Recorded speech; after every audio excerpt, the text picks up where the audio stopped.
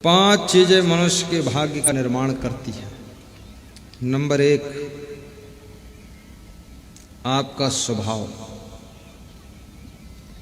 आपका स्वभाव यदि सुंदर है, स्वभाव में सहनशीलता है, नम्रता है, गुण है, तो आपका भाग्य चमकेगा। स्वभाव मिलनसार है तो भाग्य चमकेगा। स्वभाव का डायरेक्ट प्रभाव भाग्य के ऊपर पड़ता है। स्वभाव आपका क्रोधी है, गुस्सैल है, स्वभाव आपका आलसी है, निकम्मा है, मक्कार है, आपका भाग्य बिगड़ेगा। इसलिए अपने स्वभाव को सुंदर बनाओ, मधुर स्वभाव, आकर्षक स्वभाव, प्रसन्न चित्त स्वभाव। भगवान राम का स्वभाव था मुस्कुराने का, खुश रहते थे। और भगवान कृष्ण का स्वभाव था हंसने का, वो हंसमुख थे। और कबीर का स्वभाव था प्रसन्न रहने का। और आजकल आदमी का स्वभाव कैसा है? टेंशन में रहने का। आदमी बैठा हो तो ऐसा लगता कोई भूत प्रेत बैठा है, उसका मुंह गौर से देखो। 20 साल की उम्र के बाद मुंह बिगड़ता ही जा रहा, बिगड़ता ही जा रहा, बिगड़ता ही जा रहा। क्योंकि जितना मन में टेंशन करोगे, तनाव करोगे, चिंता करोगे, क्रोध करोगे, गुस्सा करोगे, दुखी रहोगे, उलझन में रहोगे, परेशान रहोगे, तुम्हारा चेहरा भी बिगड़ता चला जाएगा। बहुत ज्यादा खाओगे तो भी चेहरा बिगड़ेगा। अधिक खाने से चेहरा बदसूरत होता है। अधिक खाने से बुद्धि कमजोर हो जाती है। अधिक खाने से हर समय आलस्य आता है। अधिक खाने से चेहरे पर उदासी रहती है। अधिक खाने से स्मरण शक्ति खत्म हो जाती है।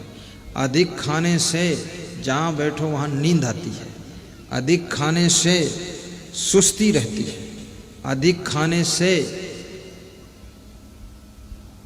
20 बीमारियां फालतू में आती है अधिक खाने से। और 100 में 98 लोग अधिक खाते हैं। जितनी जरूरत नहीं उतना खाते। जो लड़की ससुराल पहुंच गई, 1 साल बाद लौट कर आ जाए तो उसका वजन तौल लो 20 किलो बढ़ जाएगा। मायके में थी, दौड़ती थी, मेहनत करती थी, छलांग लगा देती थी। अब ससुराल में तो मुख्यमंत्री बनकर बैठी है। और कितनी स्त्रियों के पति ऐसे हैं कि उन्होंने नौकरानी लगा दिया है अपने पत्नी को खुश करने के लिए। नौकरानी, घर में नौकरानी। अब पत्नी के पास कोई काम ही नहीं है तो क्या करती है? बस बच्चों को दूध पिला देती है। और नौकरानी लगी है तो सब काम कर रही, झाड़ू, बहरू, पोछा, बर्तन मांजना, धोना, कपड़े धोना, भोजन खा लेती है, बाल ठीक कर लेती है। और फिर दिन में सोती है, फिर रात में सोती है, फिर सुबह रोती है।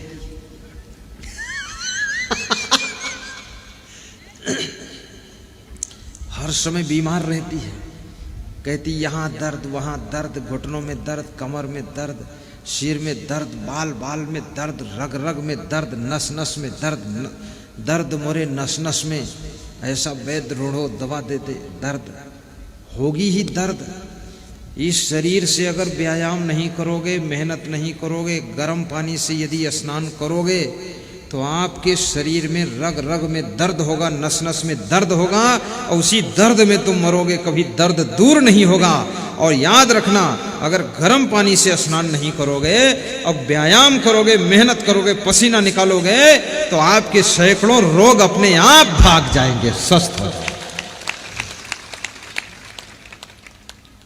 और भोजन थोड़ा खाइए, कम खाइए। पूड़ी हो 1 पूड़ी खा लो। कितने लोगों को पूड़ी मिल जाए तो 20 पूड़ी समेट देते हैं। बनाने वाले भी सोचते हैं कि पानी भी पिएगा कि नहीं। रसोई में आइटम खत्म हो गया पर उनका खाना खत्म ही नहीं, चालू है। अरे इज्जत तो बचने दो अंदर वालों की, निकलो हटाओ अब रहने दो।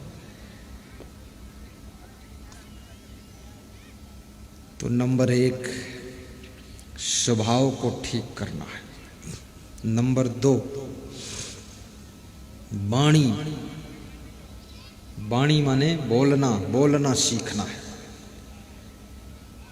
बोलना तो 2.5 साल की उम्र में ही आ जाता है, लेकिन कहां पर कब कैसे क्या बोलना है ये 100 साल की जिंदगी भर नहीं आता है।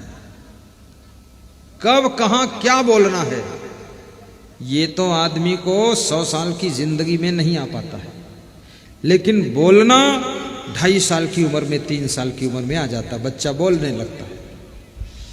केवल बोलना ही सार्थक नहीं है, कहां कब क्या बोलना है ये चीज सार्थक है। कितने शब्द बोलना है, बोलने के पहले तौलना है, तौलना है फिर बोलना है, और लोग तौलते ही नहीं बोलते हैं। जो बोलने जा रहे हो कम से कम उसका परिणाम तो सोचो, और वाणी में फिल्टर लगाओ। जैसे आपने इंजन देखा होगा, इंजन में फिल्टर लगे होते हैं, मालूम है कि नहीं? इंजन, जनरेटर, ट्रैक्टर, सभी गाड़ियों में फिल्टर होता है। तो डीजल टंकी में जाता है और टंकी से फिल्टर में, फिल्टर से प्लंजर में, प्लंजर से नोजल में, नोजल से पिस्टन पर जाता है। मैं इंजीनियर भी रहा हूँ, सब मालूम है। अगर वो फिल्टर निकाल दो तो डीजल फंस जाएगा प्लंजर में, और प्लंजर में नहीं फंसा तो फंस जाएगा नोजल में, फिर इंजन स्टार्ट नहीं। तो अपनी वाणी में भी फिल्टर लगाओ। जोश खरोश में जो इच्छा हो जिसको बोलते जाओ, इससे बहुत गड़बड़ होगा। अपने घर मालिक को पिस्टन समझिए, नोजल समझिए।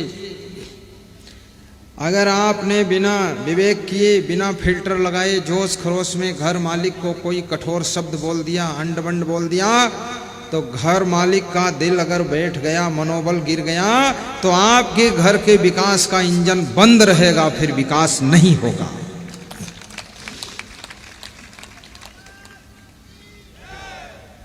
इसलिए उसके विकास के लिए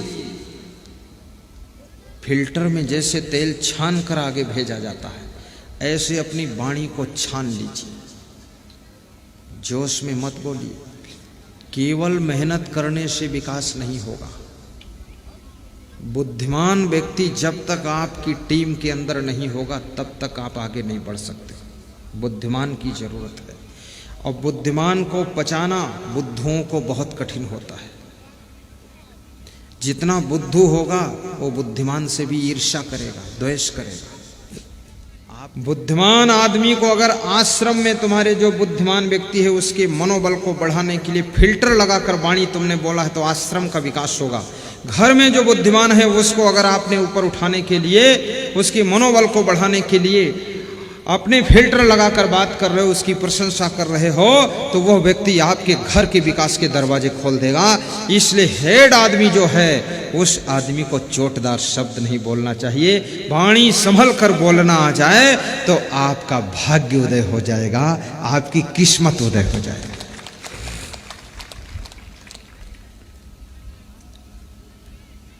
दूसरी चीज है वाणी, और तीसरी चीज क्या है? बोलने की कला सीखो। वाणी, किससे कैसे बोलना है, कब कितना बोलना है, कब चुप रहना है, ये सब चीज़ें बड़ी तौल की है। कब मुस्कराना है, कब शांत रहना है, कब हंसना है, कब बिल्कुल मौन रहना है, कहाँ पर भाषण देना है, कहाँ पर नहीं बोलना है। जैसे अभी व्यास गादी पर आकर के कोई आधा घंटे भाषण शुरू कर दे तो ये पब्लिक सब भाग जाएगी, क्योंकि यहाँ लोग लक्ष्य बनाकर आए हैं कि सत्संग सुनना है। लोग आए थे बाजार में टमाटर खरीदने, तुम भाटा बेच रहे हो, कौन लेगा भाटा? तो उनकी मानसिकता को भी पढ़िए कि लोग हमारी बात को कितना सुनना चाहते हैं। जितना सुनना चाहते उतना ही सुनाओगे तो तुम धन्यवाद पाओगे, और उससे ज़्यादा सुनाओगे तो वाद विवाद पाओगे, और जितना सुनना चाहते उससे कम सुनाओगे तो आशीर्वाद पाओगे, और बहुत बोलते रहोगे तो पागलपन की उपाधि पाओगे। लोग कहेंगे पागल है, माइंड क्रेक है, अगर माइक पकड़ लिया तो छोड़ेगा नहीं। बोलने में कला है। पति से कैसे बोलना है। मैं एक सेठ के घर निवास था, तो सेठ का लड़का आया और सेठ के लड़के से पूछा, सेठ ने, कि ग्वालियर में काम चल रहा था रेलवे का, उसमें 50 लाख का नुकसान कैसे हुआ सेठ जी। तो उनका लड़का हकलाता था, बोले पापा पापा पापा हम तो यहाँ बैठे रहे, वहाँ नुकसान हो गया। बोले सेठ जी स्नान हो गई। बोले अभी नहीं, जाओ स्नान करो सेठ जी और भोजन करो फिर आना। अपने लड़के से ऐसे कह दिया। फिर उनका मैनेजर आया तो मैनेजर से कहा कि ये जो 10-20 लाख का नुकसान हुआ है, इसमें 1% नुकसान तुमको भरना पड़ेगा। क्यों नुकसान किया तुमने, लापरवाही बरता। और उसको डांटा और ऐसे हाथ उठाया थप्पड़ मारने के लिए। तो मैंने कहा सेठ जी, आपका बेटा खुद वहाँ था, तो बेटे को आपने कहा कि स्नान किया कि नहीं किया, जाओ स्नान करो भोजन करो, बस इतना ही कह दिया। और ये मैनेजर को थोड़ा डांटा और थप्पड़ उठाया। बोले गुरुदेव, बेटा है और ये नौकर है, दोनों में अंतर है। नुकसान तो बेटे की गलती से ही ज़्यादा हुआ है, वो खुद था और नुकसान हो गया, लेकिन बेटा नहीं खोया जा सकता है, मैनेजर खोया जा सकता है। इसलिए संभल कर बोलना पड़ेगा, नहीं तो बहुत ज़्यादा नुकसान। बेटे से कैसे बोलना है, बाप से कैसे बोलना है, माँ से कैसे बात करनी है, माँ के सामने कैसे बैठना है, वाइफ से कैसे बात करनी, वाइफ के सामने कैसे बैठना है, कैसे रहना है, ये सब सीखो। कितने लोग पति बन गए, उनको बैठने उठने का भी पता नहीं है और पति बन गए। और पति बनने में कोई डिग्री लगती ही नहीं है। कितना बेवकूफ़ आदमी हो, बहुत जल्दी पति बन जाएगा। पति पत्नी गृहस्थों की कोई ट्रेनिंग सेंटर है ही नहीं, बिना ट्रेनिंग के सब गृहस्थ बन जाते। इसीलिए तो इसमें उलझन ज़्यादा है। ट्रेनिंग लो पहले कि पति का धर्म क्या है, पति का कर्तव्य क्या है, पति को कैसे होना चाहिए, पत्नी को कैसे होना चाहिए, पत्नी का धर्म व्यवहार क्या है, पति के प्रति उसका कर्तव्य क्या है। ये सारी चीजें सीख करके जब गृहस्थी में प्रवेश करोगे, तब आपको गृहस्थी इतनी उलझन नहीं बनेगी जितनी उलझन लोगों ने बना रखा है। पति की मर्यादा भी रखो, पत्नी का आदर भी रखो, अपने सीमा में रहो, मर्यादा में रहो, पत्नी का भी महत्व समझो। अकेले पति से गृहस्थी नहीं चलती है, साथ में पत्नी का भी सहयोग होता है। दोनों मिलजुल करके रहो, दोनों एक ही गीत गाओ, अलग अलग गाना मत गाओ। पत्नी कहती है साड़ी लाओ, पति कहता गाड़ी लाओ, बेटा कहता लाड़ी लाओ, और सासू बोल रही पानी लाओ। अब क्या लाओ, थोड़ा सलाह कर लो क्या करना है घर में। तो जिन्होंने अपने बोलने का ढंग सुधारा, उनका भाग्य खुलता है। तीसरी चीज भाग्य को बदलने वाली, गौर से समझना, तीसरी चीज है आपका चरित्र। चरित्र यदि आपका अच्छा है तो आप किसी फील्ड में हो आगे बढ़ो। बेदाग चरित्र होना चाहिए, आपके चरित्र के ऊपर दाग न लगने पाए, संभाल कर रखो। क्योंकि याद रखना, धन खो जाएगा फिर मिल जाएगा, पद खो जाएगा पुनः मिल जाएगा, जमीन खो जाएगी फिर खरीद ली जाएगी, गाड़ी चोरी जाएगी शोरूम से नई आ जाएगी, लेकिन आपका चरित्र खो जाएगा तो वो कहीं दुकान पर फिर नहीं मिलने वाला है। इसलिए चरित्र को संभाल कर रखो। और जो चरित्रवान हैं उनके चित्र का सम्मान कीजिए। आपके घर में चरित्रवान के चित्र लगना चाहिए। आजकल लोगों के घरों में चरित्रहीन लोगों के चित्र लगे हैं, हीरो हीरोइन के चित्र हैं, जो पूरा चरित्र का कोई ठिकाना ही नहीं।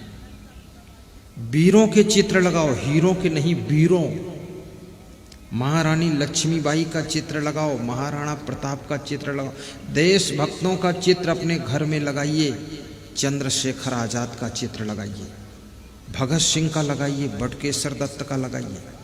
और चित्र लगाना है तो महान संतों का चित्र लगाइए, अपने माँ बाप का चित्र लगाइए, अपने पति का लगाइए, अपनी पत्नी का लगाइए।